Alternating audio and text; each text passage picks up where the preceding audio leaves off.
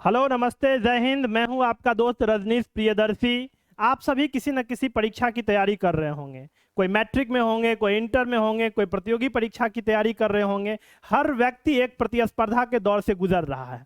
उस दौरान आप अपने कक्षा में जो भी कुछ पढ़ते हैं उसका नोट्स कैसे बनाएं, ये बहुत ही महत्वपूर्ण हो जाता है आपके पढ़ाई के उस अंश में। तो आइए जानते हैं, हम ये समझने की कोशिश करते हैं कि नोट्स बनाएं तो कैसे बनाएं। वो उन सारी बिंदुओं पर हम आज चर्चा करेंगे इस वीडियो में, जो आपके लिए बहुत ही महत्वपूर्ण होने वाला है। आइए देखते हैं पहला बिंदु क्या है। पहला है कि तैयार रहें। मतलब कक्षा शुरू होने से पहले आपके हाथ में पेन, पेंसिल, आपका पाठ्य सामग्री, वो सारी पुस्तकें जो आप पढ़ने वाले हैं वो आपके साथ में होना चाहिए। दूसरा बिंदु हमारा है कि ध्यान से सुने। चाहे आप ऑनलाइन क्लास में रहें, चाहे आप ऑफलाइन क्लास में रहें, आपको बहुत ही कंसंट्रेशन के साथ अपने कक्षा में बैठना है। बहुत ही एकाग्रचित होकर के ध्यान से चीजों को समझना है।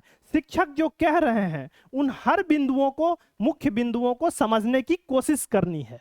जैसे मान लेते हैं कि हम पढ़ रहे हैं यूरोप में राष्ट्रवाद, और यूरोप में राष्ट्रवाद पढ़ने के दौरान हमारे पास मुख्य बिंदु आता है नेपोलियन बोनापार्ट, मेटरनिक, फ्रांस में वो वंश का शासन हुआ। तो ये यूरोप में राष्ट्रवाद जो आपका मुख्य बिंदु था, उसके अंश में जो जो मुख्य मुख्य बिंदु हैं उसको समझने की कोशिश आपको अच्छे से करनी है।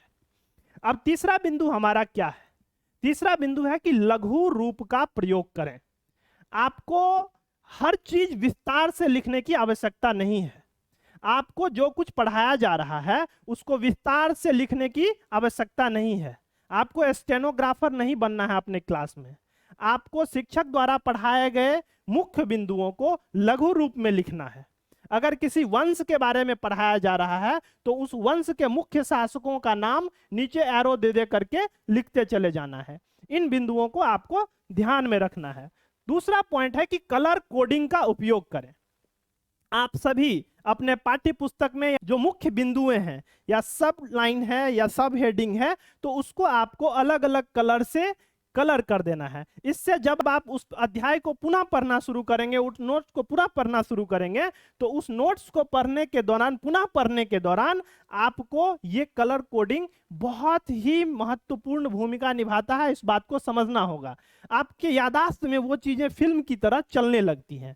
तो आइए नेक्स्ट जो हमारा बिंदु है वो है सब कुछ ना लिखें। शिक्षक द्वारा कहे जाने वाली हर बात को अगर आप लिखने लगेंगे तो आपका ध्यान भटक जाएगा, आप समय का समुचित प्रयोग नहीं कर पाएंगे। इसीलिए उन्हीं बिंदुओं को लिखें जो महत्वपूर्ण हैं, जो मुख्य हैं। उनको लिखने के लिए क्या कह रहा है, क्या शिक्षक द्वारा कहे गए हर शब्द को लिखने से बचें, केवल मुख्य बिंदुओं पर ध्यान दें। चलिए नेक्स्ट है कि प्रश्न पूछना सीखें। प्रश्न पूछने से बिल्कुल नहीं घबराना है। अगर कोई शिक्षक आपको पढ़ा रहे हैं मतलब वो आपके हर प्रश्नों से साक्षात्कार करने के लिए तैयार हैं।